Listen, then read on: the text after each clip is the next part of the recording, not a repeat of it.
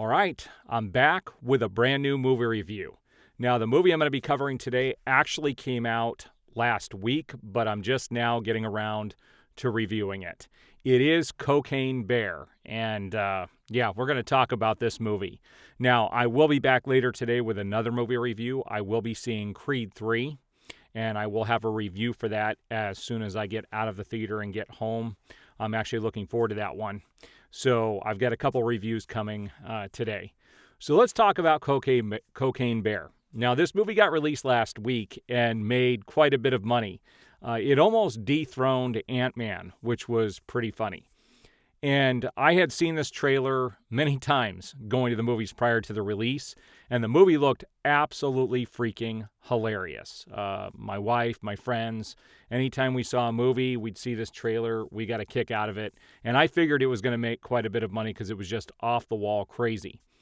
So my wife and I go into the movie last week, and trailers pop up, previews for, the movies prior to a movie starting, just like normal. And there are all these horror movies. And I'm not a horror fan, so I don't like horror films. And I'm like, why are they playing a bunch of horror trailers right before Cocaine Bear? Well, come to find out, Cocaine Bear is more of a horror movie than it is a comedy. Not to say it doesn't have a lot of comedy elements in there, because I laughed quite a bit during the film, but it is more of a horror film. There are some pretty gory scenes and things that happen in the film that I was not expecting and they didn't allude to in the trailer. And it is actually listed as a comedy horror, which is funny. Now, this movie was directed by Elizabeth Banks. Now, one of my favorite films from her is Slither, which, ironically was directed by James Gunn. And that's one of the few horror movies that I actually really love. I love the style, the humor, and this was very similar in tone. You can tell that she took a lot of her notes from that filming, from a movie like that, and applied it towards Cocaine Bear. Now, the basic storyline of this movie is the fact that there's a drug dealer who drops a bunch of drugs in the forest for people to come pick up. He doesn't drop in quite the right place because he basically is jumping out of the airplane, knocks himself unconscious, and ends up perishing.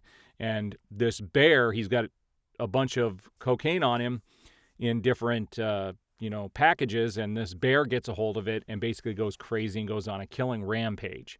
Now, I'm going to tell you guys the real story of this bear when I'm done with the review, so you're going to want to stick around to the end when I talk about the real story of this bear. Now, I'm not going to tell you anything else other than what I just told you as far as the plot goes, because you're going to want, if you want to see the movie, I don't want to spoil anything, but I am going to show you who is acting in this movie. Now, there are no major big name stars in this film except for Ray Liotta, which this sadly was his last performance before he passed away. But all the other actors are more character actors that we've seen in TV shows and other places. So let's go take a look at the IMDb credits and see who was in this movie. So here we are on IMDb, and you can see that the director was Elizabeth Banks. Now, she does not star in this movie. The writer was Jimmy Warden.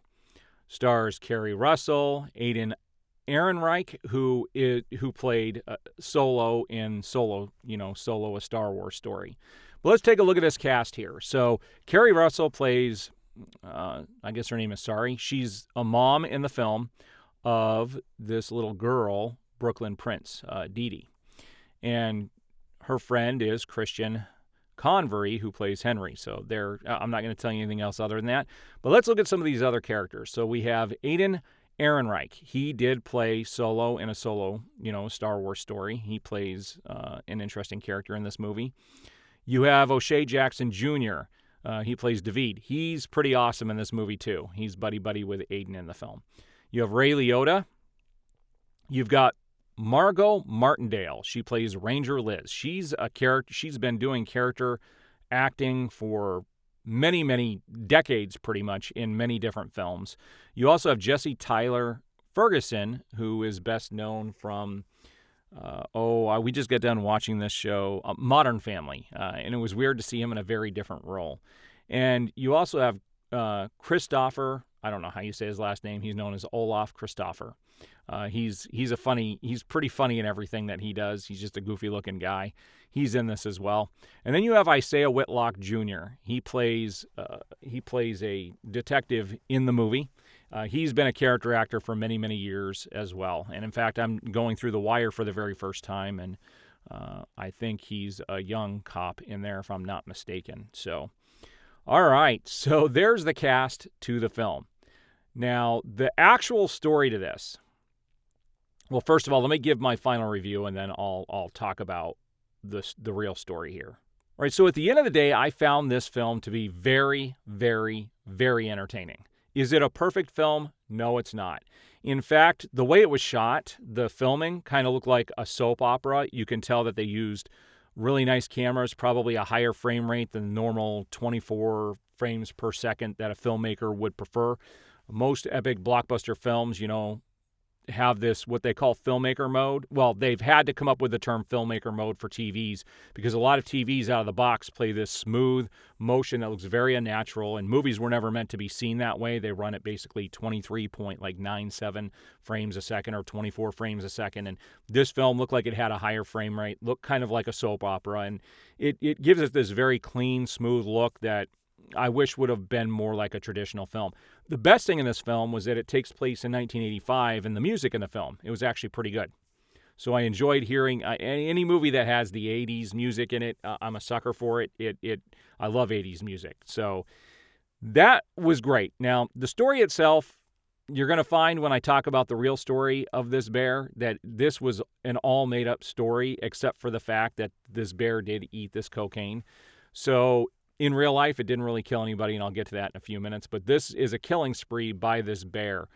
And there's some pretty funny, sometimes disgusting moments in this movie. It reminded me a lot, like I said, of Slither. And so at the end of the day, I give this film 3.5 out of 5 stars. I can't give it 4. I don't think I'll ever give a horror film 4 stars. I just don't think they rise to that kind of a level. But I did enjoy the film for what it was as a comedy. And I'm eager to see Elizabeth Banks do something maybe more serious, because there were definitely some lines and some jokes in this that didn't hit.